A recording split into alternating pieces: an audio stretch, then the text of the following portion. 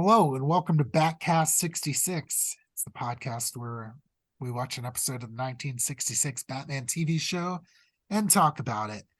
My name's Kendall. I'm Scott. Today we're talking about The Cat and the Fiddle. It's the second part of the Catwoman return story. hmm Although maybe depending on your take on the Catwoman of this show, maybe she's already returned once. Who knows? When last we left the dynamic duo, they were strapped to these human-sized grills on top of a building and had giant magnifying glasses placed over them. Uh, they were going to be cooked. Yeah, they were a little hot under the collar, as it were. Yes. So yeah. So And how did they get out of this one? oh my God, I was so excited. I was so excited too. So there's an eclipse. Which Uh which normally in this episode, like this show, like, oh, of course, that's the Deus Ex Machina that always comes out of nowhere that gets them. But they set that up in like a little throwaway thing in the first episode. yeah, When they're talking about they're using the telescope, they're talking about the next day there was going to be an eclipse, a solar eclipse. And they showed a scene at night last episode, and this is the next day. yeah. I loved the setup and payoff here. So yeah, while they have the moments reprieve from the heat, they're able to kind of use their feet to like move their like magnifying glasses. Batman does the calculations in such a way that it burns off one of their like straps on their wrists. Yeah, and they're able to like free themselves. But I do like that if you're off by 1 degree, it'll turn your hand to ash. Yeah, which is that's insane. That was scary, man. I was on the edge of my seat. Could you imagine if like Robin lost a hand in this episode? That would have been crazy. Yeah, Robin admits that he was a little bit scared, but Batman said he had no fear at all. Which I think that's a lie. Yeah, I mean, it seems a little pompous. Yeah. I mean, they have a little conversation there, like, because we always get out of these like crazy death traps. And I was like, okay, that's kind of funny. Yeah, and he said he believes it's not because they're smarter than their enemies, but because their hearts are pure. Yeah, which I was like, okay. It like the narrator said something like that. And it's like, for the narrator, I'm like, all right, whatever. But like for Batman to say that, I was like, all right, that's a little much. Yeah, I kind of loved it though. Yeah, I think I would prefer that they were like, because villains have so much ego that like they don't even think that there's a way you can get out of these things, so they don't think about the details, or they're never prepared for someone to like challenge their things, like because it would have gone to the whole be prepared thing. That's kind of a through line in the last episode and a little bit in this one, True. Um, but I think that's asking for more than they wanted to put into these shows. But yeah, Batman and Robin are free. they're free. They go back to the Batcave, and in a line that I must have missed. Yeah, she said it in the middle of their like her gloating when they were strapped to the grills. She mentioned something about going to Mount Gotham, and I was thinking about it because there's a Mount Gotham in the Christmas with the Joker, the animated series episode that we did for Christmas 2023. Um, and we were like, man, that's like the lamest name you could have picked. But then Batman mentions like, because Robin's like, I've never heard of that. I must brush up on my geography. And Batman's like, there is no Mount Gotham. I'm like, ooh, Mysterious. yeah. Uh, but also like, why would she say that then? I don't know. Yeah, so Batman theorizes that like it must mean like a man-made mountain, so like a skyscraper, and like the tallest building is what, the Gotham State Building or something. Yeah. Yeah, so like whatever she's doing must be there, and then they have to go investigate that. So yeah, they head over there, and they're driving over, and Oh, they you park know I right. love this. Oh yeah, for sure. Yeah, They yeah. park So, on the street, and Batman stops Robin. He's like, "Wait a minute, a nickel for the parking meter." and Robin's like, they're not going to ticket the Batmobile, and Batman has a whole conversation about like it's not about that. It's about the nickel pays for like our roads and all of these things. Like I was like, I love that. I love this version of Batman when he does this stuff so much. Robin says holy taxation or something like Which that. is why we knew about death and taxes existing in their day-to-day lives. Yes. Yeah. A reference to the last episode. Yeah. So the duo go inside and they ask, I don't know this man's role. So he's like the building manager, or like he's just like the guy in charge of like what happens to the building. They say it's 102 stories tall. So I'm assuming a lot of stuff's happening. I gotta imagine it's mostly like offices and stuff. Yeah, I would guess so. But Batman asks if anything particularly special is happening there today. The building manager's just like, oh, there's the penthouse is rented out for a party by someone named Zubin Zucchini. Yeah, and I was like, that's gotta be a made-up name, right? Oh, did you look it up? No, that's just this guy's real name. Like, well, like this character's real name, apparently. Yeah. So I guess it's made up. Yeah, But yeah, well, yeah, he's not a real person name. There's not a real person named that. But I was like, that's like PN Gwyn. Like, that's gotta be like an alias in the show. no, But no, he's it's not. real. There's some rich guy named Zubin Zucchini. Yep. He's a sulfur tycoon. Yeah, I was gonna ask how he made his money. I remember they said it, but yeah, he was a sulfur tycoon. Yeah, and he But started like a match company. I with that name, I assumed he'd like made some sort of deal with like vegetables. Well, Or you was gonna be shouldn't like a assume. vegetable themed like villain. Zucchini's house. All right, so Batman and Robin find this out. So we flash forward some unspecified amount of time. And we cut to Zubin Zucchini's mansion, and it's being staked out by a couple of Catwoman's goons. I think just the two remaining goons. Yeah. And they radio to Catwoman that he's left in an armored truck. So then we cut to Catwoman, and she's outside of a house with her theatrical makeup kit with like Says her name on it. yeah, it's like theatrical makeup by Catwoman, and like her name's like as big as anything else.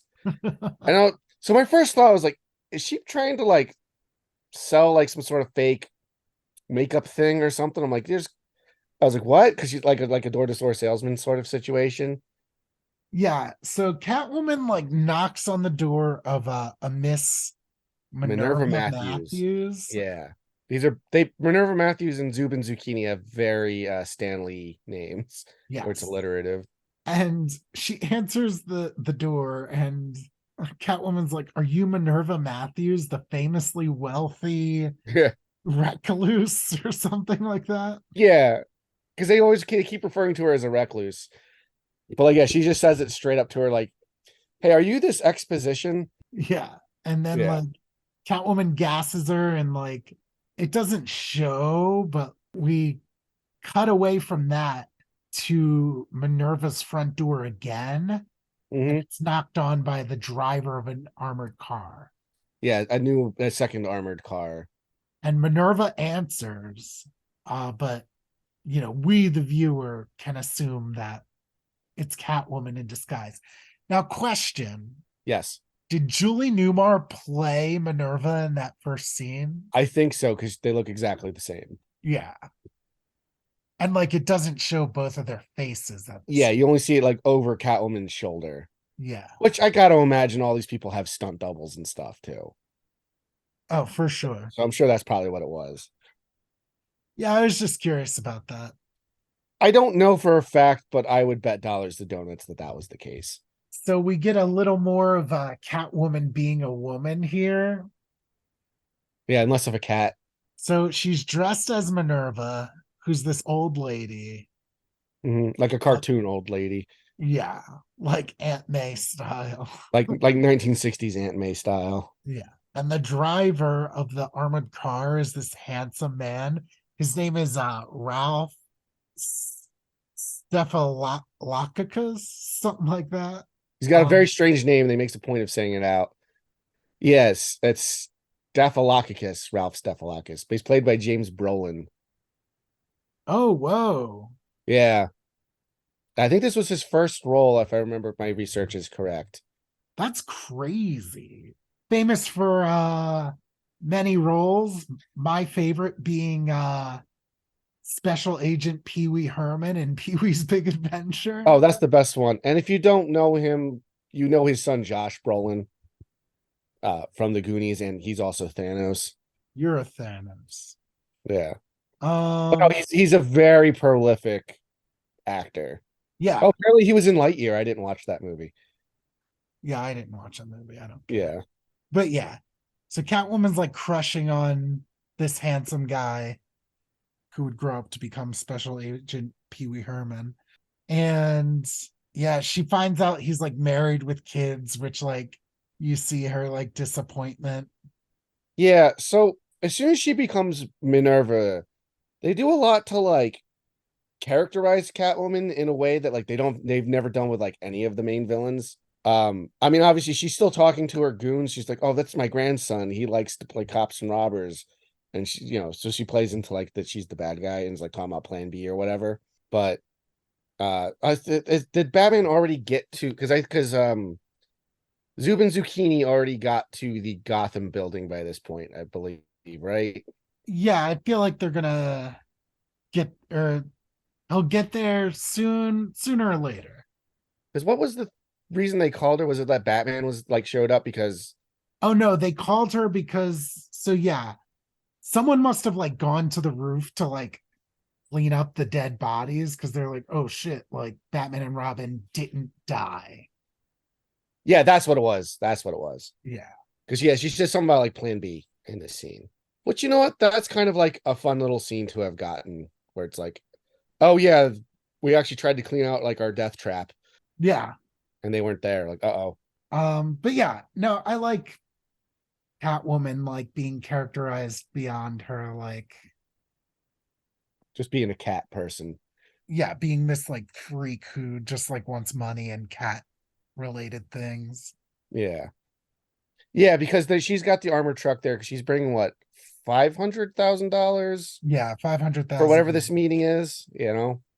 So yeah, Zubin Zucchini arrives at the building and he goes up to the top floor and Catwoman arrives shortly after with Yes. the $500,000 and she gets in the building. She Well, no, just before she gets in the building, she takes the sack that says $500,000 and gives her driver some of it. oh yeah. She gives him a She gives him $1,000 because a he's talking about gratuity. like he's Yeah. going to night school to become an accountant. Yeah, because he needs money for his family. Yeah, and that's when she finds out he's like married and she's like disappointed at that.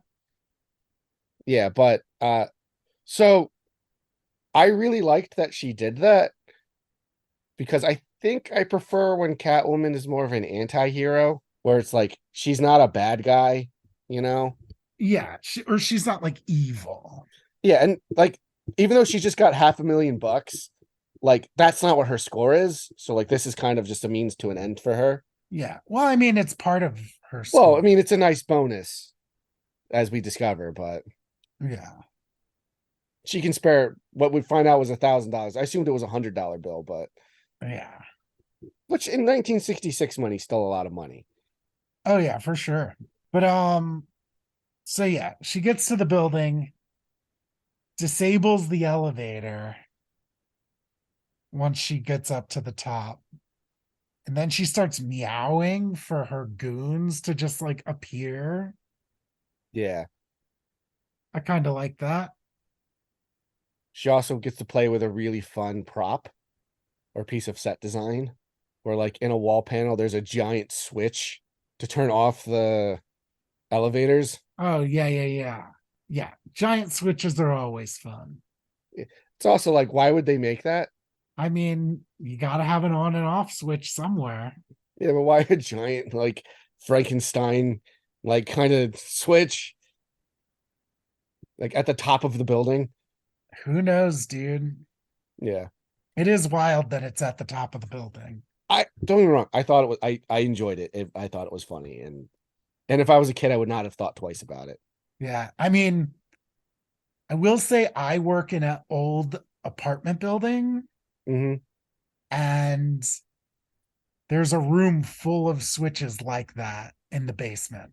Yeah, but I'll say what's usually like the basement, and it's like for a bunch of other things too, Yeah. right? You know, Yeah. Just saying those things are around. yeah. I just thought it was silly and funny. Batman and the cops arrive at the Gotham State building. Yeah, it was Commissioner Gordon. Was Chief O'Hara there too? Yeah, he was there too. And there was just like regular cops as well. Yeah. And they're all gonna wait down there to like catch the bad guys should they.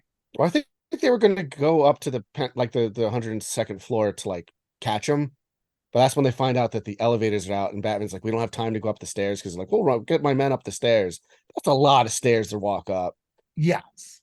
Yeah, Also it's here where like they kind of reveal like what's going on. yeah, because So yeah, we saw Zub and Zucchini like with two. I didn't realize what they were, but it was like two weirdly shaped like briefcases. yeah. But it's two violins. Did they say specifically like what kind they were? Because I don't know Um if they're like a real type of violin. They didn't say like Stradivarius or something. Like I know what that is. I don't know if they said the style, but basically it's the strings on the violin are made from like cat vocal cords. Yeah, as they used to make violin strings from like cat parts. Yeah. And they mentioned that like the way they're constructed, like the only way they can like be out is at like they have to be at that like altitude for like pressure and humidity, like some Yeah, gobbledygook because well, about they're it. Yeah. basically these ones are like antiques. Yeah. And they haven't been like out of their containment in like 30 years or something, like I said. Yeah, which And like they're, that's and they're worth like obviously like bullshit, but and I think they were worth like several $1 million. well, so he was selling them to Minerva for $500,000. But I think they mentioned that they're worth more than that. Well, Commissioner Gordon says like, oh, between the merchandise and the cash, like Catwoman's looking to get away with like $1 million worth of things. Okay, I took that as the violins were worth $1 million. So No, okay, that makes sense. And that is essentially she's paying the going rate for them, and then she then yes, gets them to sell them. Okay, but her deal was still $1 million. yeah, because she wasn't going to pay the money. She was going to take the money too. Well, I know eventually she's like, well, I'm not giving you the money. I'm just because I'm a super villain. Like, Yeah. So her end game was like $1 million worth of things. okay, and like half of it she could sell, and half of it would be stuff she couldn't fence because they'd be too hot and recognizable. Like that's the problem with like people that steal like famous pieces of art is like you can't really sell them to anybody. Yeah, but I don't think like doesn't Catwoman just collect cat shit? I guess. Like I And I feel guess like that's like more. $500,000 is still pretty good. Yeah, Oh, minus 1,000. yeah, whatever. But yeah, so Chief O'Hara offers to have like the men go up the stairs, and Batman's like, we don't have time for that. And then he remembers the bat jets that they were working on. I was so excited. Again, I love that they set up all of this stuff like in this story. I appreciate that they set up the stuff. I guess I was kind of disappointed in the bat jets. Well, because they're like I wasn't exactly sure what they were at first because they look like road flares. Like, well, those aren't like they can't be like jetpack jets, because they're like kind of like little tubes. But he gets them. Now remember they haven't tested these before. That's So true. he climbs on top of an elevator and puts them on the bottom and sets them off. So he could rocket up to the top floor. I'm like, man, I hope he's able to stop those. Yeah, that's what I'm thinking too. Like, Yeah. is he just gonna shoot out the roof? I do love Adam West's like G-force acting in this Oh, it's scene. so good. It's so good. Like it's very like when you watch like Star Trek The Next Generation without like the shaky cam. Yeah, where the cameras don't shake, but they still move. Yeah, like Yeah, because they get hit by a photon torpedo or yeah. something. Oh, it's so good. Um, so yeah, it's at this point where I'm like, I didn't catch this at first. Yeah.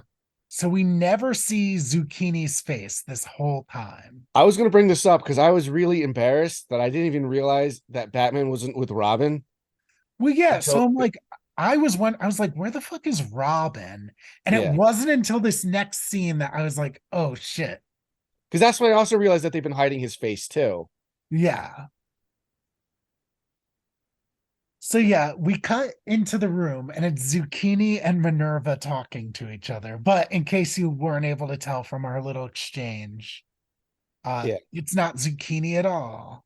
Yeah, like she's playing the violin, inspecting the merchandise as it were. And she mentioned she's gonna take him and then take the money. And then she reveals she's Catwoman. Oh no, because first he's like, "You're $1,000 short," and she's like, "Oh, what's 1,000?" She's like, "It's my, now it's my money. Like you weren't supposed to. You tip him with your money, not mine." And that's when she reveals she's fat Catwoman and she's just gonna steal all of this stuff anyway. And that's when Zucchini takes his disguise off, and he was Robin the whole time, which I was like, "That's kind of awesome." Yeah, that was very cool. I really enjoyed that. Like, oh yeah, that makes sense. They'll get the old man civilian out of the way. They eventually revealed that the violins were decoys anyway. So like that, they were never really in danger. But like, yeah, they have an actual trap set for her. I mean, if things went bad and Batman couldn't get him, like, Robin might have to fight Catwoman and everyone by himself. So it was a dangerous thing for Robin to do too, which is cool.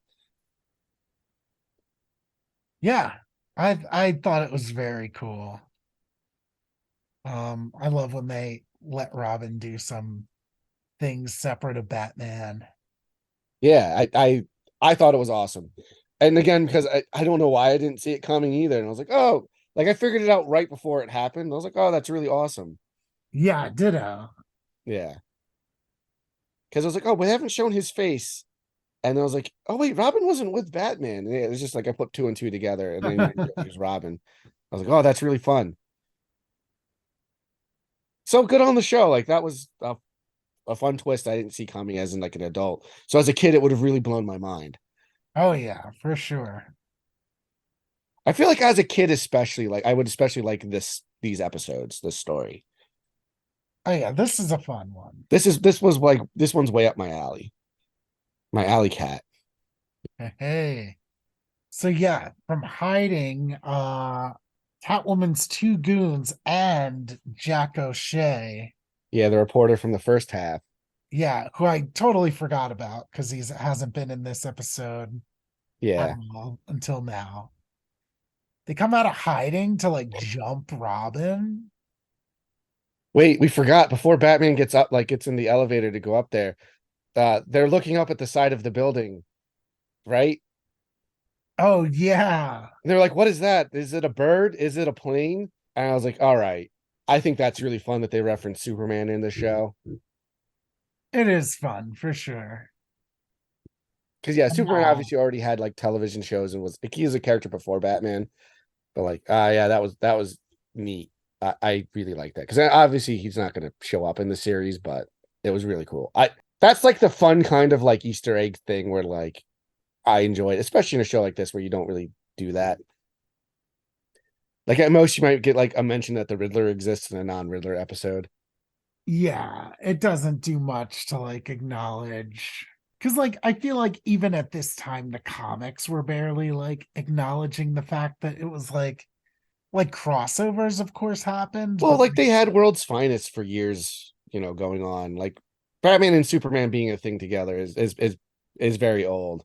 yeah, I know those two meeting each other, but Oh like yeah, it was a thing in the comics. That was like something that never happened in that didn't happen until the Zack Snyder movies, like in other well, they met each other in cartoons. I should say that, like eventually, like yeah, Superman. but what I'm saying is even in the comics of this time, like even though those characters meet, it like doesn't really mean anything. Oh yeah, and it's Like like things that Batman happen and in Detective Superman's Comics. book Yeah, don't yeah, affect Batman. Yeah, they're sort of separate things, but like they did have a comic that was exclusively Batman and Robin and Superman to themselves, so they didn't really need to do that. I'm sure there's some references to some other character, like to each other's characters, offhandedly at some point in those comics from the time. But like, Oh yeah, like yeah, you said, it wasn't like it's not like it is now. Where like, oh, Gotham got hit with an earthquake and is declared no man's land. They'll reference that in other DC comics. yeah, Or at the very least, like Superman will show up in an issue of Batman to help deal with that or whatever. You know what I mean? yeah. So yeah, no, it's fun when you get these like references back then for sure. Yeah. Because like It's that better. It's means better than so much more back then. yeah, and like it was better than like this is why Superman works alone in Batman and Robin, and like also by that time like Batman and Superman like movies and stuff got real bad. So Oh yeah. like Um, that's hardly the worst part of that movie, but like I remember even as a kid being kind of like on that when he said that. It was it that was in Batman was, and it Robin? was Batman around. I'm positive it was George Clooney that said it because it was Yeah. after like Robin was like it's the car, chicks dig the car or whatever. He's like, this is what I think it was the setup. Like that was just dumb. I think in a different movie, I would have liked that. Like super. I think in a different scenario, I would have liked that line. Oh yeah. That Silly. scene was just But cringy. even that, yeah, that's like Yeah. that's kind of fun too, because like Yeah. whatever. And it's like, yeah, like what does that even mean? Is Superman like real in that like continuity, or is he a Or is he comic just? book? Yeah. Is he just referencing him from pop culture? Yeah. I mean, I guess I could believe Superman was real in that world because, like, especially that movie, like Poison Ivy has like a giant Audrey 2 thing and like all these like Mr. Freeze is happening. So like Yeah, but then in that like crazy sci-fi is like part of that world now. God, It's I like was because like also thinking about watching this Yeah. Because like like in Batman and Batman Returns, like yeah, it's heightened, but like there's nothing like supernatural about like those characters. except Catwoman has 9 lives Well, yeah, she survives that fall. and like a lot of shit. Yeah. Like she like has 9 lives. Like that's like a textual part of the movie. It's so weird. See, I didn't pick up on that. What? They talk about it the whole movie. But I don't know. I thought that was just making like cat jokes. I know she survives like whatever happened with there was like an explosion at the end, Yeah. but I don't know. I listen to our episode on Batman Returns where we get into that much more deeply. I do not like that version of Catwoman, and I do not like that movie. But we have varying differing opinions on that, which is Right. fine. Anyway, back Yeah. to this. Batman finally gets to the top as Jack O'Shea and the goons are about to throw Robin out the window. Yeah. Yeah. A lot of defenestration in this episode. Yeah, they just like want to like throw people off of buildings. I mean, one of my favorite things to in like movies and stuff is when people get thrown through windows and like just go smashing through glass. Like the scene in RoboCop where like he just throws a criminal back and forth through like 7 windows is one of the best scenes of any movie I've ever seen. Oh God, I must have asked this question Yeah. from you. Have you seen Danger 5? No, I don't remember that. Oh God, you gotta watch it. All right, I'll pull it up. What is it? God, it's like about this like government superhero squad during World War II. Well, the first season's during World War II, and the second season's during the 80s. And they're like chasing Adolf Hitler. I have it pulled up. It's an Australian show from 2012. Yeah, you've not brought this up to me. This looks way up my alley. It's pretty perfect. And I mean, this show, I'd be very surprised if it wasn't an influence in some way. But yeah, basically every episode is this like stock footage shot of like Hitler running through, like jumping through a window to like get away from Danger Five. Yeah, I gotta look this up. I gotta see where it's streaming. Oh, it's amazing. Oh, it says it's on Netflix. So okay. Ooh, there's 5 brand new audio stories from the original cast in 2020 that via Audible. Interesting. Maybe I'll check that out. But yeah, I might start watching this when we're done recording. You should. Anyway, where are we in the episode? Oh yeah. Batman just Batman showed up. stops Yeah. them from, Yeah. well, like, okay. They're about to throw Robin out the window. Yeah, he's like Then half out, right? Batman appears and he's like, "Don't throw Robin out the window, or I'm gonna beat you up." No, I think he says something like let him go. And I always thought they were gonna be like, okay, and throw him out the window. Because they're doing that thing where they're like kind of doing them back and forth to build up momentum. Yeah. But instead they like throw him across the table at Batman. Yeah, and so I'm like, if you would have just thrown him out the window, He'd be dead. and like, yeah, he'd be out of the picture. And And I then think, like the three of you could like team up against Batman. yeah. But But instead you're like giving yourself another opponent. yeah. So yeah. Anyway, we get a brawl here. Well, right before the brawl happens, I didn't write down what Robin said, but he says something grammatically incorrect. And then Batman corrects him and mentions good like, should still have good grammar, which Oh, again is something I'm very into. yeah, it was something like you won't get away with it that easy. And then Batman's like, it's that easily. Yeah. Yeah, it's that. Yeah. I Um, love that. Meanwhile, Catwoman is trying to start a getaway rocket. Yeah, when they revealed how they were gonna get out, because I think Robin was like, "How are you guys gonna escape? We're up so high up, and you stopped the elevators." But like, Batman and everyone's gonna be waiting downstairs. Like, Yeah, oh and yeah, just behind this curtain, they have a giant rocket that says "Getaway Rocket" with like 4 seats on it. it's pretty good. It's great. So anyway, there's a fight, They like and smash a statue over each other a couple times. They keep like almost throwing Batman and Robin like out the window. Because remember they have to keep doing like a different shot of them like over like a footage of like the street like down below. yeah, that was pretty fun. Yeah. Again, Catwoman's just kind of sitting on the rocket. She's trying to get it to start. Like it's got like a push start and like it's making like engine like can't turn over sounds. Yeah. It's fun. Yeah. But yeah, slowly but surely all the goons get like knocked out, and Catwoman like runs outside like on the ledge of the building to try to escape somehow. Yeah. Not really sure what her plan is. She's also like carrying both violins and the bag of cash. Yeah. And she goes quite a ways away from the window, and then like is like, oh shit, maybe this wasn't the best idea. Yeah. Because Batman, he's like, I gotta save her because she's still a person. Yeah, And so he throws her the bat ropes, like tie it to your waist, drop the stuff. It's fake. They're fake violins, and the police will get the money or whatever. yeah. Um, So she drops all the stuff and ties the rope around her waist and begins making her way back. mhm. But then she falls and is hanging. Oh, So good thing. And Batman had already tied the other end to like the table. yes. So yeah, because that slides forward to the window, and like he's able to use it to stop her from falling farther. Yeah. So Batman starts like pulling her up, and then Jack O'Shea gets up Yeah, and pushes Batman out the window.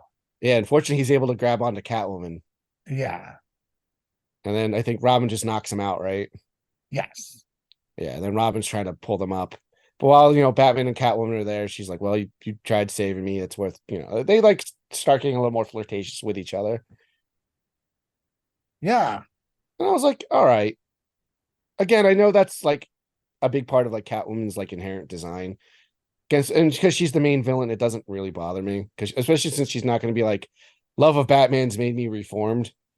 No, yeah. But like I do like this this is definitely the most tasteful this has like been. Because Yes. yeah, she's not gonna reform.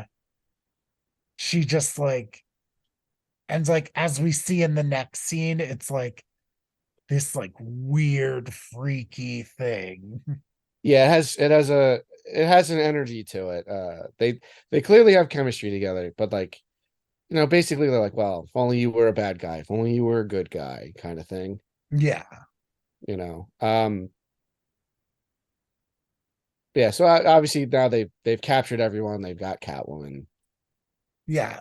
So we flash forward. It's, I assume, a couple weeks later. It's after the trial. Yeah, she mentioned Batman testifying against her in court, which I guess he's got to do that with everybody. And again, because he's like a deputized part of like the law, even though he has a secret identity, he can have his testimony and stuff, and his Yeah. actions are like admissible in court. You know, I will say, like, that line delivery was funny. Like, I this saw. whole scene's funny because, like, Catwoman's like talking as if Batman is like her like estranged lover. Mhm. And she's just like, it was really nice how you testified against me in court. It was, the delivery is very good. Um, Yeah, I think they've mentioned in other episodes like Batman testifying in court. yeah, yeah, yeah. Yeah, They have. That's not the point I'm trying to make. yeah, I know it's not. I'm just pointing that out. Um, but yeah, and then like Catwoman goes up to Batman and like you think she's gonna kiss him, Yeah. and she like leans in and just like Well, first she nuzzles. yeah, she nuzzles his face like a cat. Well, first she asks if she can get close because the cops and stuff are there. Batman's like, I'll allow it. But yeah, then she like edges him. It was pretty funny Yeah, and just like so weird. And it like makes me so okay with this. yeah. Because I have what they say, because this is kind of how it's like left. Commissioner Gordon turns to Batman, is like, "Oh, why Batman? Are you blushing?" Which Batman answers, "It's the heat of the day, Commissioner. Unseasonably warm, don't you think?" Like he's trying to play off that like he was into it. Yeah, so good. But I'm sure the next time they meet, she'll try to murder him again. So Yeah, I'm curious of like what's gonna go down here. yeah. So this brought in a lot more like I feel like we're modern elements of Catwoman. Yes.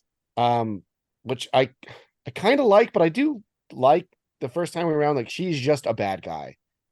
And it wasn't really like this flirtatious element with Batman. Like just as a change of pace, I like that as something different. I do like her relationship with Batman in general. Uh, Mhm. again, she's designed to be like the femme fatale, and that's a part of that trope. Um, and I like that she genuinely gave that guy money. Yeah, Um, I mean, it's because she like had a crush on him, but like, but still, like she didn't have to do that. She's a bad guy. yeah, and So, also like, yeah, like it's like, oh, he's like unavailable and he'll never know it was me, Catwoman, doing this. I mean, I'm sure he read about it after the fact.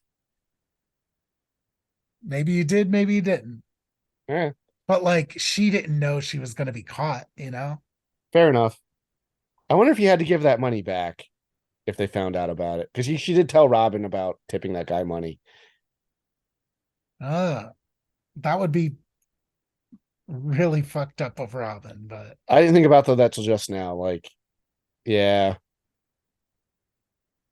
Oh man, they're such sticklers for the rules in this that like I want to say that like think that they would be cool. You know what? I bet Bruce Wayne would have put his own $1,000 to reimburse the real Minerva. maybe. That's what I'm choosing to believe. Because that guy did nothing wrong. Yeah. As far as he knows, like that was legitimate. Except he did birth the person who destroyed half the universe. Well, maybe Batman was in the half that died. Maybe. Um, so yeah, we got some responsibilities as far as Catwoman's plot. Yes. What did you think of her plan? I thought it So was pretty good. I did like that she was like training an elite force of cat burglars, although I don't know why. Yeah, it's weird that that was a thing and then they never really like elaborated on it or it became a thing. I like that a lot of stuff in the story was set up. I love that a lot of things in the story were set up. Yeah. Although that doesn't that goes into the enjoyment of the episode, not No, yeah. But like it's funny that that was like the thing that wasn't. 'Cause it was yes. also in the narrator's like last episode. She was a school marm or whatever. Like that Yeah. doesn't really play out in the story at all. Like it's just kind of weird that that was a thing. Like if that wasn't there and they were just like her cat burglars, like it would made no difference. Yeah. Um, but yeah, I mean her plan was pretty good. Yeah. Uh if she had a if she had paid attention to the astrological or astronomical goings on in our wider world, she might have realized that her death trap was bad and then probably done a different one. Yeah. And then she would have got away with it. Well, I don't know. Her rocket wouldn't get away, but they wouldn't know to have the police even be there.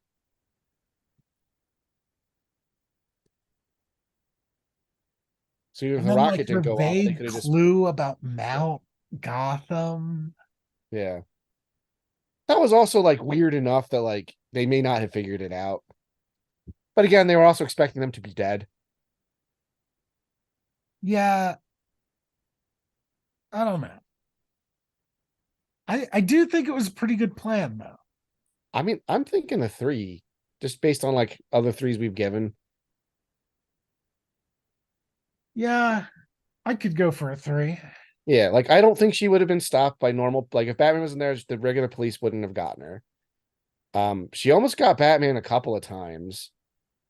If her rocket went off, they would have been fine and just got away. That's true. You know, Uh, like even with like Batman stuff going wrong, like yeah, the violins would have been fake, but she still would have had the money. But I don't know. I really enjoyed these episodes. I don't know if they're my favorites. I'd have to sit down and really like think about them, but like they're in contention. It kind of had like a lot of stuff I would really want to see in uh Batman 66 episodes. It was really fun. There was a lot of set pieces. Like this episode felt pretty expensive, especially compared to the Archer episodes. There was lots of sets, like elaborate sets and props. Um, Cowan was a lot of fun in it. Like it was the right level of campy, but like still the right level of like story and like characterization and things. I don't know. I really enjoyed it. I mean, top of the heap for season two so far, but that's only one of two episodes we've seen. yeah, Yeah. uh, for sure. But next week we've got the minstrel, so we have that to look forward to. I wonder what that could be about. Yeah. It's funny, like we use this thing called the Bat Book to like go back on it, and like there's five villains on the back. Caesar Romero's Joker makes sense. Then it's like Egghead, one of the Mr. Freezes, the Archer, and the Minstrel. It's like couldn't even do the Penguin. They're trying to sell this book. Like I if I was a casual person, I would like not know who like at least two of these characters are. I mean, I don't know, but like for me, when I bought that book, I was just like that. Those are kind of the characters I want to know most about. All right, fair. Like, and that book came out after the show, so like I get using show specific characters. Fair enough. I mean, it Like has I'm Batman real and Robin excited right to on. get to Egghead. Egghead's still a few episodes away. He's like five, 4 episodes. I'm counting them as like couplets, so it's like, really like 10. Yeah. So that'll be fun. All right. So the Yeah. minstrel, let's see how it goes. I'm excited. I mean, I'll give it a shot. Like I've been surprised by characters that seem like they might be like lame, and then they're being really cool. Yeah, well, I think that's kind of like the that's what's kind of special about this show. Like it's definitely not written by like fans. It's still that early generation. Like, you know what I mean? It's just Yeah, like I know what you mean. TV Yeah. writers like working on this. And like while it's possible they like read a Batman comic or two when they were kids, like it's not like how like Batman the animated series, they're like, oh, we have to do like interpretations of these classic Batman Yeah, stories. they're like Batman the Animated Series is pulling material from like classic bits of me, and like it pulls material from this show too. Yeah. But like this show, it's just like, okay, we have our like source material in like the most basic sense. Yeah, and like we did talk about them that some stuff is from the comics, but like it's probably also just like, yeah, I don't get the feeling like I feel the feeling that they wanted to make a good show, but I do get the Yes. it's not like it was made today, where like there's also not like the fan base is like it's just the regular fan base in general is different now. Yeah. Like we have different expectations. Yeah. Stupid expectations. Yeah, Uh, well, maybe I'm I not gonna don't throw know. a lot of stupid, but like people do not like this tone for Batman in general. People don't care when they do Batman in like a lighter tone. I like both ways, and I think again that we talked about it. I think that's a very big strength of the character is For that you're sure. malleable for like different kinds of audiences and genres. But like even in like an adaptation sense, like audiences these days are like, oh well, like this isn't like a proper adaptation of like this specific story. Like, I don't know. This like show allows for like a little bit of creativity and like Yeah, acknowledgement that they're like making this for the screen and not for a comic book page. yeah. Like I can't see Bookworm being created today, Oh yeah, and that was awesome. that was great. You Great know, character. And like I, so I much of that is like allowing the fact that like this character is now played by an actor. So like let's let the actor do their thing. yeah, yeah, exactly. Yeah, it's definitely like made for the medium at the time, Yeah. And that's and why we can get like three different yeah, Catwomen. and like it doesn't bother me if they did that. I mean, recasting in general doesn't really bother me. Like I know people are freaking out because like the guy who played Kang the Conqueror got fired because he's a criminal creepoid, but like he's also like a multiverse thing. So like you could just have a different guy be Kang. You don't have to scrap what you're doing.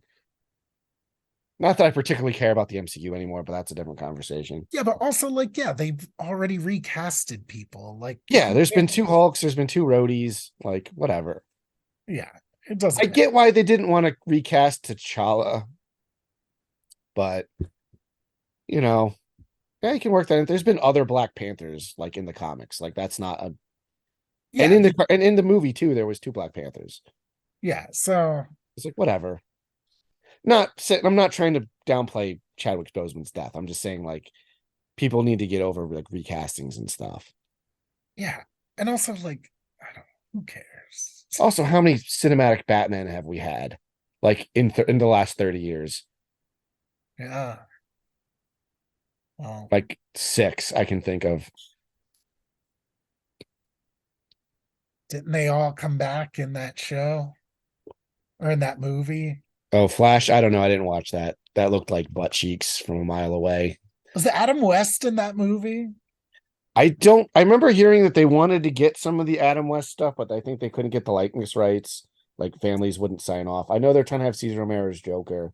I don't know if Adam West's Batman was in it, but Michael Keaton was there, and he's old and CGI, and like shot and lit horribly because that Batman suit was made for a very specific vision, and like it's kind of a bad Batman costume when you So see it. I'm Like, just wondering if we have to watch that movie for this podcast. I mean, we could talk about it sometime. I really don't want to. I would rather watch a lot of other Batman movies, just because that movie's called The Flash. Yeah, but what I'm saying is if Adam West Batman is in it, Oh, I think we have to watch it. Bart. Well, if he's in it, he's going to be a CGI character. If he was in it, I think I would have seen by now because I've seen the reshared of like the other versions of Superman and stuff that are in it so often, just from osmosis. I think someone I know would have showed me Adam West Batman at this point. All right. If any listeners have seen it, let us know, please. But I don't even if want to he's watch this movie, but whatever.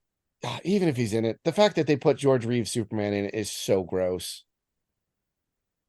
Oh, Because like it's because like he killed himself because he couldn't get away from being Superman.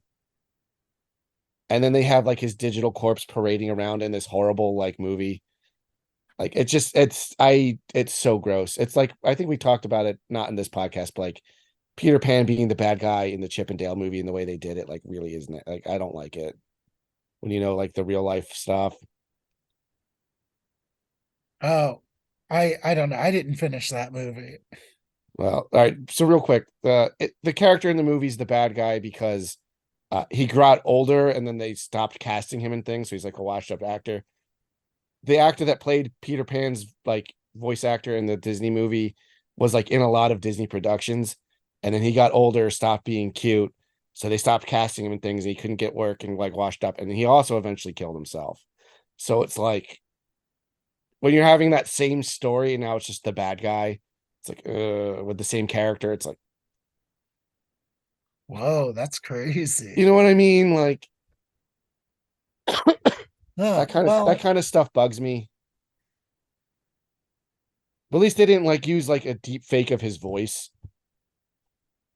You know, it was just Will Arnett playing him.